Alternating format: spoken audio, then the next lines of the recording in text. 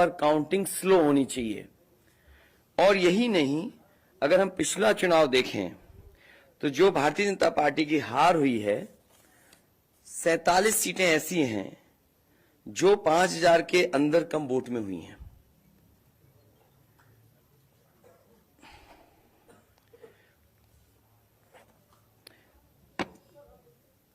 सैंतालीस सीटें ऐसी हैं पिछले चुनाव की जहां पर 5000 वोट के कम फासले से भारतीय जनता पार्टी जीती है। और जो आज देखने को मिला है बनारस में कि जहां ईवीएम्स ले जाई जा रही थी, एक ट्रक पकड़ा गया, 2 ट्रक लेकर के भाग गए। अगर सरकार चोरी नहीं कर रही थी, ये वोट की चोरी जो नहीं कर रही थी, तो कम से कम बताए कि एक गाड़ी रोक ली, पकड़ी गई, लाइव है, अभी भी हम लाइव देख सकते हैं। 2 गाड़ियां क्यों भागी? अगर कोई चोरी नहीं थी, प्रशासन ने, सिक्योरिटी ने इतना इंतजाम क्यों नहीं किया? इतनी फोर्स है, अभी इलेक्शन की फोर्स गई नहीं है यूपी से, तो आखिरकार अधिकारी क्यों नहीं कर रहे थे? क्या वजह है कि बिना सिक्योरिटी, बिना इतने इंतजाम के ईवीएम्स जा रही हैं? और ईवीएम्स के बारे में ये मानना है कि किसी भी वेयर हाउस में रखी हो या किसी भी स्ट्रांग रूम में रखी हो, तो बिना प्रत्याशी के जानकारी के आप मूव नहीं कर सकते हैं।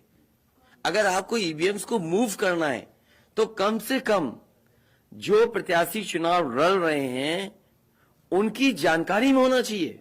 और सोचिए, मुख्यमंत्री आवास से प्रमुख सचिव, मुख्यमंत्री जगह जगह फोन कर रहे हो और डीएम्स को बता रहे हो। ये घबरा गए उसी दिन जिस दिन अखबारों में कुछ जगह आया कि कहीं पार्क की सफाई हो रही है, कहीं घर की सफाई हो रही है। और आप में से वो लोग हैं जो जमीन पर घूमे, जो जमीन पर चुनाव चल रहा है, वो भारतीय जनता पार्टी के खिलाफ था, जनता के अंदर नाराजगी थी। ये जो कल एग्जिट पोल आए हैं, मैं एग्जिट पोल पर बोलना नहीं चाहता था, लेकिन जो एग्जिट पोल आए हैं वो कहीं ना कहीं परसेप्शन ये क्रिएट करना चाहते हैं कि हां, भारतीय जनता पार्टी जीत रही है, जिससे वो चोरी भी करें, अगर वो भी ना पता लगे कि हां चोरी हुई है। इसीलिए अगर हमने वोट दिया है, तो मैं अपने नौजवानों से, किसानों से और आम लोगों को कहूंगा कि उतनी हमारी जिम्मेदारी बनती है कि वोट को हम बचाएं। अगर वोट नहीं गिना जाएगा तो लोकतंत्र कहां जाएगा? और ये लोकतंत्र की आखिरी लड़ाई है। मैंने कई बार कहा कि उत्तर प्रदेश का चुनाव लोकतंत्र की आखिरी लड़ाई है। इसके बाद तो जनता को क्रांति करनी पड़ेगी, तभी बदलाव आएगा। इसलिए मैं अपने पार्टी के लोगों से और जो सच्चे ईमानदार, सच्चे सिपाही हों, सच्चे अधिकारी हों, सच्चे पत्रकार हों, कम से कम आगे आए और लोकतंत्र को बचाने के लिए खड़ा हों। और मैं अपनी पार्टी के लोगों से कहूंगा कि जब तक काउंटिंग न हो जाए तब तक कम से कम ये नजर रखें और लगातार निगरानी रखें कि कैसे वोट बचाया जा सकता है, कैसे जहां पर मशीनें रखी हैं कोई किसी का आना जाना ना हो। ये लोकतंत्र के लिए बहुत ही खतरे का समय है। जो दल हार गया, अब उसके बस में यही है जो अब करने जा रहे हैं। ये जितने कुछ एग्जिट पोल हुए हैं वो इसीलिए हुए हैं कि अगर वो चोरी भी करें तो शायद नजर ना आए। अब ईवीएम्स पकड़ी गई हैं, बहाना कोई ना कोई अधिकारी बताएंगे कि हम ईवीएम्स इसलिए ले जा रहे थे। आखिरकार फोर्स के साथ क्यों नहीं ईवीएम्स जा रही थी? ये तो ईवीएम की एक बनारस की जो अभी भी लाइव चल रहा है वो घटना है। बरेली में एक स्ट्रांग रूम से बाहर नगर पालिका की कचड़े की गाड़ी में, जिसका नंबर UP25 DT 9166 में 3 बक्से सील पकड़े गए, जो सील बक्से थे। एक बक्से में सादा बैलेट पेपर था तथा 2 बक्से में मोहरें, रजिस्टर तथा सील करने वाला सामान था। करीबन 500 बैलेट पेपर पकड़े गए। इसी तरह सोनभद्र का है कि सोनभद्र में भी बड़े पैमाने पे चीजें पकड़ी गई। वो भी लोग समझ में आ गया तो उन्होंने देखा, एसडीएम को रोका। एसडीएम घोरावल जनपद सोनभद्र में खाली मत पर अपनी गाड़ी से पॉलिटेक्निक कॉलेज ले जाते हुए पकड़े गए। क्या सफाई देगी सरकार? इसीलिए मैंने कहा प्रमुख सचिव मुख्यमंत्री आप जानकारी कर लें, अगर आपके डीएम्स कोई जानकार हैं, उन्होंने खुद बताया है कि वहां से लखनऊ से फोन आ रहे हैं कि जहां पर भारतीय जनता पार्टी हार रही हो वहां पर काउंटिंग स्लो हो और रात तक काउंटिंग लेकर के जाइए।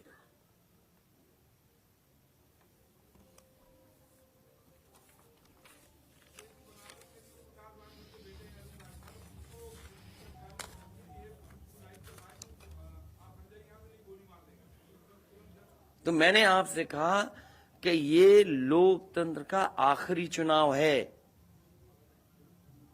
इसके बाद तो जिस तरीके से आजादी के लिए लड़ाई लड़ी गई थी उसी तरह की हमें और आपको क्रांति करनी पड़ेगी। मैं तो अपने नौजवानों से अपील करूंगा कि जहां किसान इतने साल बैठे रहे तब सरकार झुकी, कम से कम 3 दिन लोकतंत्र के अखंड प्रहरी बनकर के ईवीएम्स को बचाएं और चुनाव को बचाएं।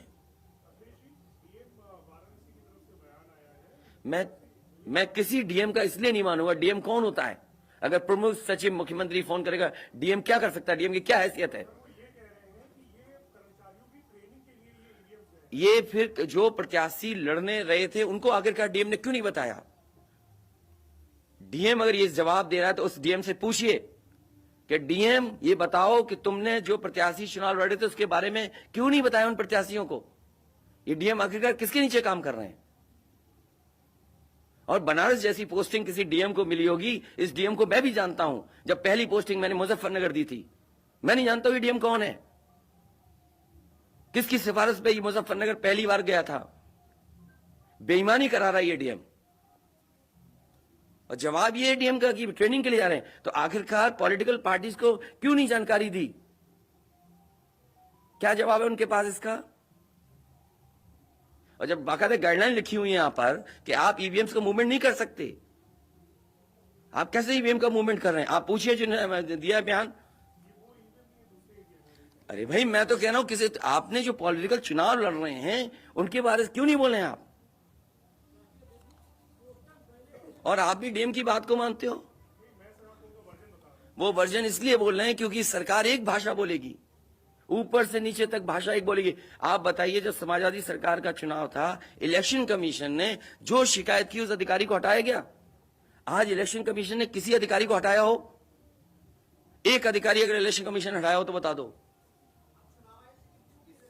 मुझे कोई उम्मीद नहीं, इसीलिए मैं कह रहा हूं कि लोगों को लड़ना पड़ेगा। अगर लोकतंत्र बचाना है तो कहीं ना कहीं तैयारी करनी पड़ेगी लोकतंत्र बचाने के लिए।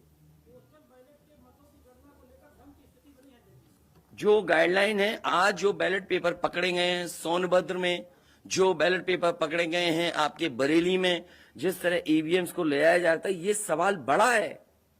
अधिकारी वही भाषा बोलेंगे जो उनको बोलने के लिए सरकार कहेगी।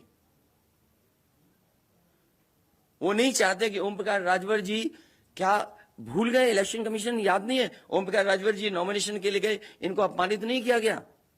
क्या प्रशासन कार्रवाई कर रहा था? स्वामी प्रसाद मौर्य जी के साथ क्या व्यवहार हुआ? कोई भूल जाएगा इन बातों को? और चुनाव भर में क्या भाषण थे, क्या भाषा का इस्तेमाल था? हर जगह डराने का काम जनता को।